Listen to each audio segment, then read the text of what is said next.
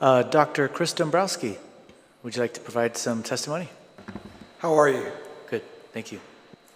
Are you ready? Yes, sir. Go ahead and begin by introducing yourself and then Long day proceed. today, huh? Well, my name is Dr. Chris Dombrowski, and before I give my presentation, I'd like to tell you a story. And this story goes back 51 years. When I was 10 years old, 1968, I was in elementary school, and I saw a National Geographic special on prohibition of alcohol and Al Capone. And at that day and age, watching a National Geographic special was a homework assignment in which we had to submit a paragraph of what we witnessed.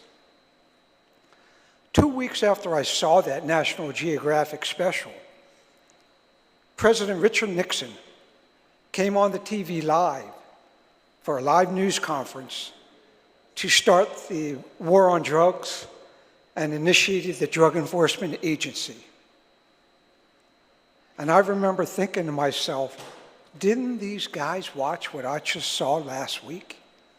And the question that came out of watching that news conference was, if prohibition didn't work for alcohol, why would you think it would work for any other substance? And I've been asking that question for 51 years, and I've never gotten an answer. So from then on in, I've been studying this issue of drug use, substance abuse, addictionology. So the question becomes, why do people use drugs? Why do people do drugs in the first place? From a clinical psychology perspective, endless catalog of reasons why people pick up to use or to ingest a substance. Genetics, personality types, self-medication for emotional pain, instant gratification, basic human need, curiosity, rebelliousness, peer pressure, family attachment issues, history of trauma, socioeconomic issues or stressors, availability, social and cultural influences, movies, music, the Beatles. How did Paul McCartney and John Lennon get from I Want to Hold Your Hand to A Day in the Life? What is drug use?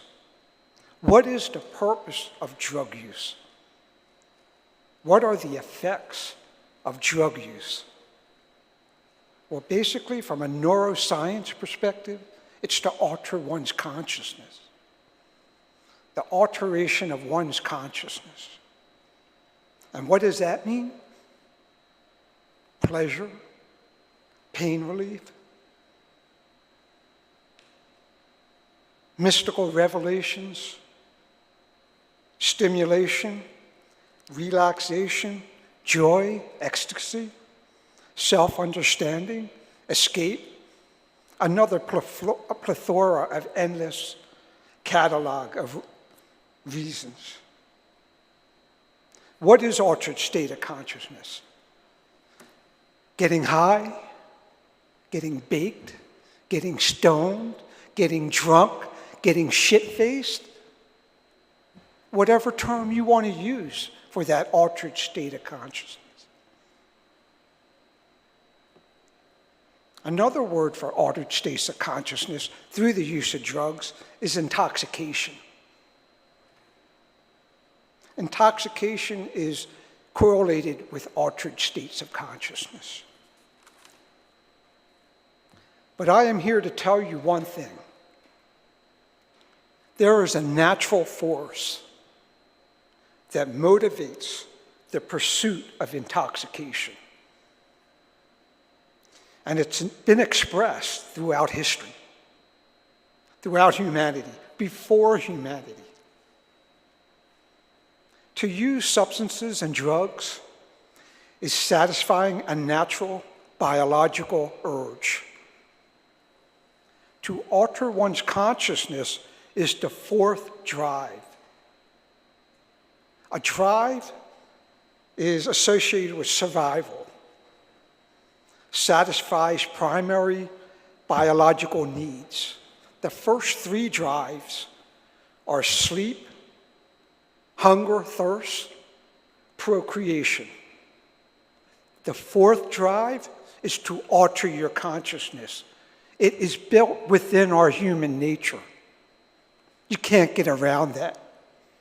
That is the reason why the war on drugs is an epically failed social policy, akin to slavery. Profoundly failed social policy. It's great if you're in the criminal justice system, because then you have job security. The pursuit of intoxication is no more abnormal than the pursuit of love, social attachments, riding roller coasters, jumping out of an airplane at 10,000 feet, going scuba diving, whatever it is that you like, that's your cup of tea. It's altering one's consciousness. It's the fourth drive. It's human nature. The fourth drive to pursue intoxication can never be repressed. It is biologically inevitable. Intoxication has occurred in almost every species throughout history. It is biologically inevitable.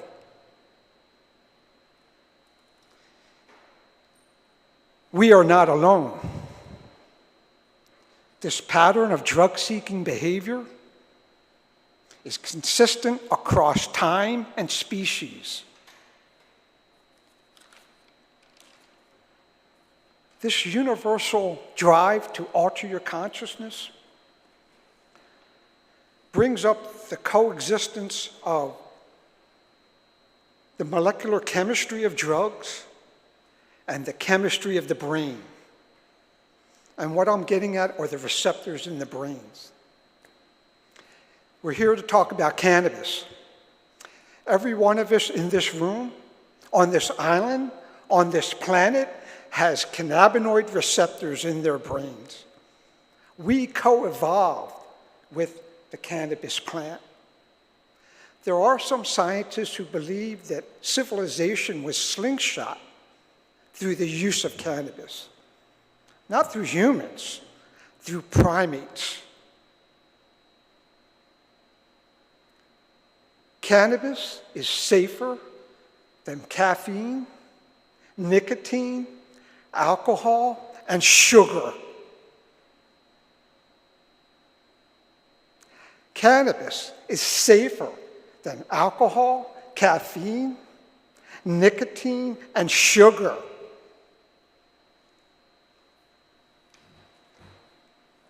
Personally, I don't believe there's any such thing as recreational drug use. It's all medicinal. Show me a person on planet Earth that doesn't have an ounce of anxiety or stress from existential day-to-day life. Show me that person. Please. It's all medicinal. The term recreational was used by politicians for their moral benefit, to make other people seem inferior, specifically the blacks and the browns. The last thing I'd like to say, and thank you for allowing me to talk today. I apologize for not bringing that up, but no legal system, no legal or political system in the history of civilization has succeeded in changing human nature. Please don't think that you can. Please.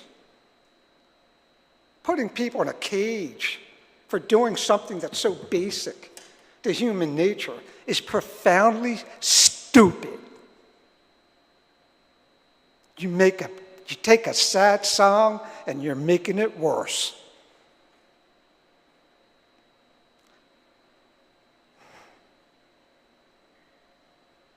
Don't try